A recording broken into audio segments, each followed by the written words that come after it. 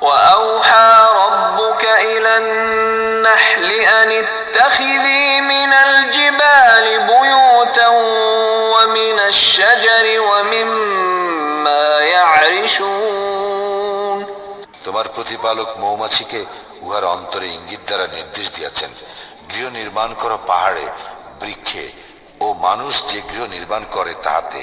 ثم كلي من كل الثمرات فاسلكي سبل ربك ذللا يخرج من بطونها شراب مختلف ألوانه فيه شفاء للناس